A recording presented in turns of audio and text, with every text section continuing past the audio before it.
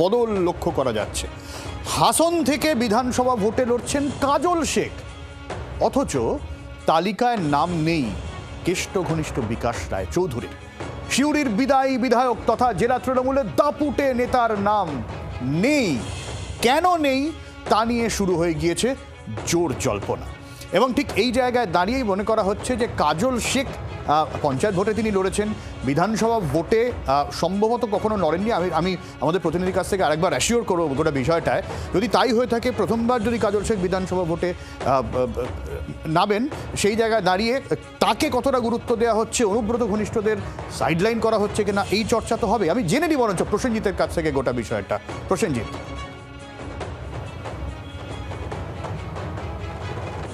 দেখো, একেবারে প্রথমে তোমাকে একটা কথা বলতেই হয়, রাজনৈতিক সমীকরণে তুমি যেমনটা বলছিলে যে অনুব্রত মণ্ডল কি দুর্বল হয়ে পড়ছে, এটা বলাটা একেবারেই কার্যত স্পষ্ট, এবং এই বিধানসভার প্রার্থী তালিকা সেই বিষয়টিকে আরও বেশি স্পষ্ট করেছে। তার কারণ, একদিকে যখন কাজল শেখ তিনি প্রথমবার, যেমনটা তুমি বলছিলে, প্রথমবার বিধানসভায় লড়াই করছেন, হাসন কেন্দ্রে প্রার্থী হয়েছেন, পাশাপাশি তার ঘনিষ্ঠ যে বিধায়ক ছিল বিধান মাঝি নানুর এলাকায়, তিনি আবারও সিট পেয়েছেন। আবার অন্যদিকে তার ঘনিষ্ঠ নরেশ বাউরি, একসময় সে কাজল ঘনিষ্ঠ ছিল, পরবর্তীতে বিধায়কে একবার জেতার পর পরের বার সুযোগ পাননি, এবার আবার তাকে কিন্তু দুবরাজপুর এলাকায় বিধায়কের প্রার্থী তালিকায় তার নাম দেখা গেছে, অর্থাৎ সে এখন কাজল ঘনিষ্ঠ। অর্থাৎ কোথাও না কোথাও, আর বাকি যে সকল বিধায়কগুলি আছেন সেগুলি কিন্তু একেবারে যারা পূর্বতন সময়ে ছিলেন তারাই রয়ে গেছেন।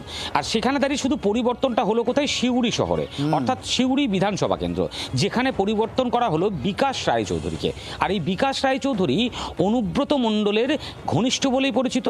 এমনকি তুমি দেখেছো অনুব্রত মণ্ডলের সাথে যখন রাজনৈতিক শুরুর কেরিয়ার বলা যেতে পারে, সেই সময়তে তিনজন সঙ্গী বলা যায়, অনুব্রত মণ্ডল, চন্দ্রনাথ সিনহা এবং তার পাশাপাশি বিকাশ রায়চৌধুরী। চন্দ্রনাথ সিনহা তিনি কিন্তু মন্ত্রী ছিলেন এবং এখনও তিনি আবারও প্রার্থী তালিকায় তার নাম আছে বোলপুর কেন্দ্রে, কিন্তু সিউড়ি থেকে বিকাশ রায়চৌধুরী বাদ পড়ে গেলেন। এইখানেই প্রশ্নটা উঠছে, আর এখানে রাজনৈতিক সমীকরণের বদলটা ঘটেছে বীরভূম জেলায়, যে অনুব্রত মণ্ডল যে গোষ্ঠী বলা যেতে পারে, বা অনুব্রত মণ্ডলের যে একত্রিত রাজত্ব কার্যত বীরভূম জেলার পূর্বতন সময়ে দেখে এসেছেন, তিনি যাদেরকে প্রার্থী করতেন তারা প্রার্থী হতেন, তারা লড়াই করতেন, সেই যে ছবি দেখা গেছে, সেই ছবি যে কার্যত নেই সেটা একেবারে বলার অপেক্ষা রাখে না। এবং তার পাশাপাশি বীরভূম জেলার রাজনীতিতে সম্প্রতি বলা যেতে পারে বেশ কিছুটা সময় ধরে অনুব্রত মণ্ডল এবং কাজল শেখ, এই দুই দাপুটের নেতার দ্বন্দ্ব বারবার প্রকাশ্যে এসছে। কখনো দেখা গেছে কোর কমিটিতে দ্বন্দ্ব, কখনো দেখা গেছে প্রকাশ্য মাঠে কর্মীদের মধ্যে সংঘর্ষ। আর এই যে গোষ্ঠীদ্বন্দ্ব, তার যে একটা বলা যেতে পারে এবং দুপক্ষই, এপক্ষ এবং অপক্ষ যে লড়াই করছিল সোশ্যাল মিডিয়ায় বা বিভিন্ন ক্ষেত্রে, সেখানে দাঁড়িয়ে কাজল শেখ যে কিছুটা এগিয়ে গেল, এটা বলার অপেক্ষা